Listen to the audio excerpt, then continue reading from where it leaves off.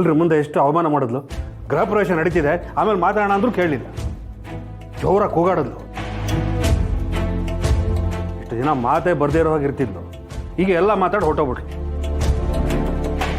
ಬಿಡಲ್ಲ ಅವಳಿಗೆ. ಬುದ್ಧಿ ಕಲಿಸ್ತೀನಿ ನಾನು. ಏನ್ರಿ ಮಾತಾಡ್ತಿದ್ದೀರಾ? ಅವಳು ಮಾತಾಡಿದ್ರಲ್ಲಿ ಏನ್ರಿ ತಪ್ಪಿದೆ? ಅವಳು ಬಂದಿದ್ರಿಂದಾನೆ ಅತ್ತೆ ಮಾವ ಇಲ್ಲೇ ಇದ್ದಾರೆ ಅಂತ ನಮಗೆ ಗೊತ್ತಾಗಿದ್ದು, ಅವ್ರ ಆಶೀರ್ವಾದನೂ ನಮಗೆ ಸಿಕ್ಕಿದ್ದು. ಒಳ್ಳೆ ಕೆಲಸ ಮಾಡಿದಾಳೆ, ಒಳ್ಳೇದಾಗ್ಲಿ ಅಂತ ಹರಿಸೋದು ಬಿಟ್ಟು ಬುದ್ಧಿ ಕಲಿಸ್ತಾರಂತೆ. ಏನೇ ಮಹಾ ಆಶೀರ್ವಾದ ಮಾಡಿರೋದು? ಹರೀಶ್ ಅಷ್ಟೊಂದು ಕೇಳ್ಕೊಂಡ್ಮೇಲೆ ಮಾಡ್ಲೋ ಬೇಡವೋ ಅಂತ ಮಾಡಿಬಿಟ್ರು. ಅದನ್ನು ಆಶೀರ್ವಾದ ಅಂತಾರ? ಹಾಗೆಲ್ಲ ಹೇಳಬೇಡಿ ಅಳಿ. ಅಂದರೆ ಅವ್ರು ಹೇಗೆ ಮಾಡಿದ್ರು ಅದು ಆಶೀರ್ವಾದನೇ. ಹಾಗೆಲ್ಲ ಅವರನ್ನು ತಪ್ಪು ತಿಳ್ಕೊಳ್ಬಾರ್ದು. ಅಯ್ಯೋ ಅಮ್ಮ, ಅದೆಲ್ಲ ಇವ್ರಿಗೆ ಎಲ್ಲಮ್ಮ ಗೊತ್ತಾಗಬೇಕು. ಯಾರಿಗೂ ಗೊತ್ತಾಗ್ದಿರೋ ಹಾಗೆ ಏನೋ ದೊಡ್ಡ ಸಾಧನೆ ಮಾಡಿಬಿಟ್ಟಿದ್ದೀನಿ ಅನ್ನೋ ದುರಹಂಕಾರ ತಲೆಗೇರಿದೆ. ಅದಕ್ಕೆ ಬಾಯಿಗೆ ಬಂದಾಗ ಮಾತಾಡ್ತಾರೆ. ಹೌದು ಕಣೆ, ನಾನು ಸಾಧನೆ ಮಾಡಿದ್ದೀನಿ. ಇಷ್ಟು ವರ್ಷ ಮನೆ ಕಟ್ತೀನಿ ಅಂತ ಓಡಾಡ್ತಿದ್ರಲ್ಲ, ಎಲ್ಲಿ ಕಟ್ಟಿದ್ರು? ನಾನು ಕಟ್ಟಿ ತೋರಿಸಿದ್ದೀನಿ. ಇಷ್ಟು ದಿನ ಬಾಡಿಗೆ ಮನೇಲಿ ಇದ್ವಲ್ಲ, ಅದು ನಿನಗೆ ಕಾಣಿಸ್ತಾ ಇಲ್ವಾ? ಎಲ್ಲ ಕಾಣಿಸುತ್ತೀರಿ. ಎಲ್ಲಿದ್ದೀವಿ ಅನ್ನೋದು ಮುಖ್ಯ ಅಲ್ಲ, ಇರೋ ಕಡೆ ನೆಮ್ಮದಿಯಾಗಿದ್ದೀವ ಅನ್ನೋದು ಮುಖ್ಯ. ಇಷ್ಟಕ್ಕೂ ಅತ್ತೆ ಮಾವ ಏನು ನಿಮ್ಮ ಥರ ದುಡ್ದಿದ್ದನ್ನೆಲ್ಲ ಯಾರಿಗೂ ಗೊತ್ತಾಗ್ದಿರೋ ಹಾಗೆ ಸೂಟ್ಕೇಸಲ್ಲಿ ಬಚ್ಚಿಟ್ಟು ಏನೂ ಮಾಡಲಿಲ್ಲ. ಏನು ದುಡಿದ್ರೋ ಅದನ್ನೆಲ್ಲ ಮಕ್ಕಳ ಮೇಲೆ ಖರ್ಚು ಮಾಡಿದ್ರು. ಮಾತೆತ್ತಿದ್ರೆ ಅವ್ರ ಪರನೇ ಮಾತಾಡ್ತಿಯಲ್ಲೇ. ನನ್ನ ಕಷ್ಟನೂ ಸ್ವಲ್ಪ ಅರ್ಥ ಮಾಡ್ಕೋ.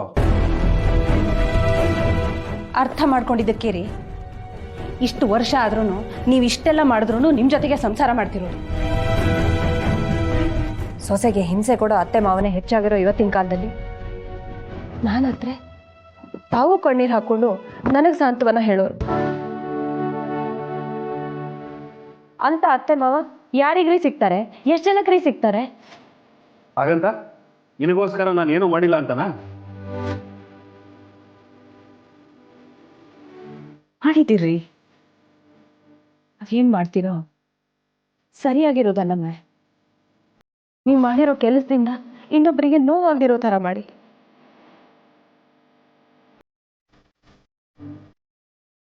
ಹಾಗೆ ಬಂದಂಗೆ ಮಾತಾಡಿ ಇನ್ನೊಬ್ಬರಿಗೆ ಚುಚ್ಚಿ ನೋವು ಮಾಡಬೇಡಿ. ನೋಡಿ, ಈಗ ಹೇಗಿದ್ರು ಅತ್ತೆ ಮಾವ ಎಲ್ಲಿದ್ದಾರೆ ಅಂತ ನಮಗೆ ಗೊತ್ತಾಗಿತ್ತು. ಹೋಗಿ ಅವ್ರನ್ನ ಕರ್ಕೊಂಡು ಬನ್ನಿ. ಎಷ್ಟು ದೊಡ್ಡ ಮನೆ ಕಟ್ಸಿದ್ದೀರಾ? ಅತ್ತೆ ಮಾವಂಗೆ ಜಾಗ ಇಲ್ವೇನ್ರಿ? ನೋಡಿ, ಆಗಿದ್ದಾಗೋಯ್ತು.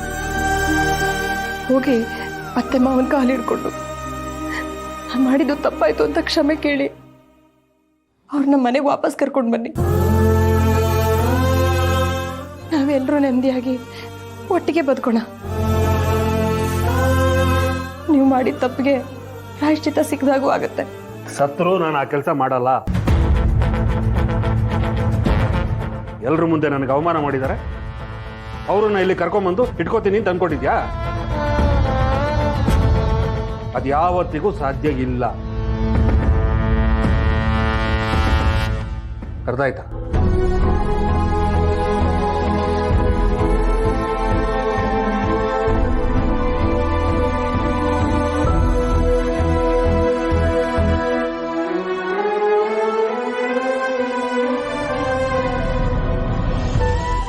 ಅಮ್ಮ, ಹಾಗಂದ್ರೆ ಅಜ್ಜಿ ತಾತ ಈ ಮನೆಗೆ ಬರೋದಿಲ್ವಾ ವಾಪಸ್ಸು?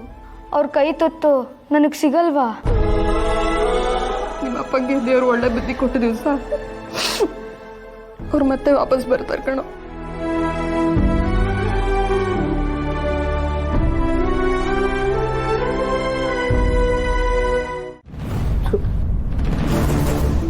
ಜನರ ಮುಂದೆ ಭಾವನ ಅಕ್ಕ ನನಗೆ ಅವಮಾನ ಮಾಡಿಬಿಟ್ಲು. ನಾನು ವಯಸ್ಸಲ್ಲಿ ಚಿಕ್ಕವನಿರ್ಬೋದು, ಆದರೆ ಬುದ್ಧಿನ ಸಣ್ಣದು ಅಂತ ಅವ್ರ ಮುಂದೆಲ್ಲ ಹೇಳ್ಬಿಟ್ರೆ ಅವಮಾನ ಆಗಲ್ವಾ? ಅವರೆಲ್ಲರೂ ಅಲ್ಲಿದ್ರು ಅಂತ ಸುಮ್ಮನೆ ಇದ್ದೆ. ಇಲ್ಲದೇ ಇದ್ದಿದ್ರೆ ಸರಿಗೆ ಹೇಳ್ತಿದ್ದೆ ಅವಳಿಗೆ. ಸಾಕು ಸುಮ್ಮನಿರು ಹರಿ. ಪುತ್ರನ ಪೌರುಷ ಒಲೆ ಮುಂದೆ ಅನ್ನೋ ಹಾಗೆ ಅಲ್ಲಿ ಏನು ಮಾತಾಡದೆ ನನ್ನ ಹತ್ರ ಬಂದ್ಬಿಟ್ಟು ಇಲ್ಲಿ ಕಿರ್ಚಾಡ್ತಿದ್ಯಾ ಅಲ್ವಾ? ಭಾವನಾ ಏನು ತಪ್ಪು ಮಾತಾಡಿದ್ಲು? ಸರಿಯಾಗೇ ಹೇಳಿದ್ಲು. ಇದೇನು ಹೀಗೆ ಹೇಳ್ತಿದ್ಯಾ ಬೇಬಿ? ಸರಿಯಾಗೇ ಹೇಳ್ತಾ ಇದ್ದೀನಿ. ಸಂತೋಷ್ ಭಾವ ಅತ್ತೆ ಮಾವನ ಮನೆಯಿಂದ ಹೊರಗಡೆ ಕಳ್ಸಿದ್ದು ಸರಿನಾ? ಇದೇ ಒಳ್ಳೆ ಸಮಯ ಅಂತ ನೋಡ್ಕೊಂಡು ಇಷ್ಟು ಗ್ರ್ಯಾಂಡ್ ಆಗಿ ಗೃಹ ಪ್ರವೇಶ ಮಾಡಿದ್ರೆ ಯಾರ ತಾನೇ ಬೇಜಾರಾಗಲ್ಲ. ನೀನಂತೂ ಮನೆಗೆ ಏನು ಮಾಡ್ಲಿಲ್ಲ. ಸಂತು ಬಾವ ದುಡ್ಡು ಕೊಡ್ತಾ ಇದ್ರು, ಅದು ಜುಗುತನದಲ್ಲಿ. ಸಿಕ್ಕಿದ ದುಡ್ಡೆಲ್ಲ ಈ ಮನೆ ಕಟ್ಸಕ್ಕೆ ಉಪಯೋಗಿಸ್ಕೊಳ್ತಾ ಇದ್ರಲ್ವಾ? ಈ ತರ ಮೋಸ ಮಾಡಿ ಮನೆ ಕಟ್ಸಿದ್ರೆ ಯಾರಕ್ಕೆ ತಾನೇ ಬೇಜಾರಾಗಲ್ಲ ಹರಿ? ಏನು ಬೇಬಿ ನೀನು ಅಲ್ಲ ಭಾವನಾ ಅಕ್ಕನ ಪರವಾಗಿ ಮಾತಾಡ್ತಿದ್ಯಲ್ಲ, ಅವ್ಳು ಮಾಡಿದ್ ಸರಿ ಅನ್ನೋ ಥರ. ಹೌದು, ಹಾಗೆ ಅನ್ಕೋ. ಯಾಕೆಂದ್ರೆ ನಾನು ಅಪ್ಪ ಅಮ್ಮನ ಜೊತೆ ಬೆಳೆದಿದ್ದೇನೆ. ಇದೇ ಏನಾದ್ರು ಸಿಟ್ಟು ಮಾಡಿದ್ರೆ ನಾನ್ ಸುಮ್ಮನೆ ಇರ್ತಾ ಇದ್ನ? ನಮಗ್ ಗೊತ್ತಿಲ್ಲದೆ ಭಾವನ ಕುಪ್ಪಿ ತಾಳಿ ಕಟ್ಟಿದ್ದಕ್ಕೆ ನಾನು ಎಷ್ಟೋ ದಿನ ಸಿದ್ದು ಹತ್ರ ಮಾತಾಡ್ಲಿಲ್ಲ. ಭಾವನ ಬರೀ ಬಾಯಿ ಮಾತಲ್ಲಿ ಹೇಳಿದಾಳೆ. ನಾನಾಗಿದ್ರೆ ನನಗ್ ಬಾರಿಸ್ಬಿಟ್ಟು ಹೇಳ್ತಾ ಇದ್ದೆ. ಅಲ್ಲ ಬೇಬಿ, ನೀನು ಹೀಗೆಲ್ಲ ಮಾತಾಡ್ತೀಯ ಅಂತ ನನಗೆ ನಂಬಕ್ಕೆ ಆಗ್ತಿಲ್ಲ. ಕೆಲವೊಂದು ಸಿಚುಯೇಷನು ನಮ್ಮನ್ನ ಈ ತರ ಮಾತಾಡೋ ಹಾಗೆ ಮಾಡತ್ತೆ. ಅತ್ತೆ ಮಾವ ಏನ್ ತಪ್ಪು ಮಾಡಿದ್ರು? ಹೋಗ್ಲಿ, ಅವ್ರು ನಿಮ್ಮ ಹತ್ರ ಅದು ಬೇಕು ಇದು ಬೇಕು ಅಂತ ಯಾವತ್ತಾದ್ರೂ ಡಿಮ್ಯಾಂಡ್ ಮಾಡಿದ್ರ? ಮಕ್ಕಳಾಗಿ ನೀವಾದ್ರೂ ಕೇಳಿದಿರ ಏನ್ ಬೇಕು ಅಂತ? ಏನಿದೆಯೋ ಅದನ್ನ ಅಡ್ಜಸ್ಟ್ ಮಾಡ್ಕೊಂಡು ಸಂಸಾರನ ತೂಗಿಸ್ಕೊಂಡು ಹೋಗ್ತಾ ಇದ್ರು. ಅವ್ರ ಒಳ್ಳೆತನನ ನೀವು ದುರುಪಯೋಗ ಪಡಿಸ್ಕೊಂಡ್ರಿ. ಮಕ್ಕಳಾಗಿ ಮಾನವೀಯತೆ ತೋರಿಸ್ಲಿಲ್ಲ ಆದ್ರೂ ಪರವಾಗಿಲ್ಲ, ಆದ್ರೆ ಸ್ವಾಭಿಮಾನಕ್ಕೆ ಧಕ್ಕೆ ಬಂದ್ರೆ ಯಾರು ಸಹಿಸ್ಕೊಳ್ಳಲ್ಲ.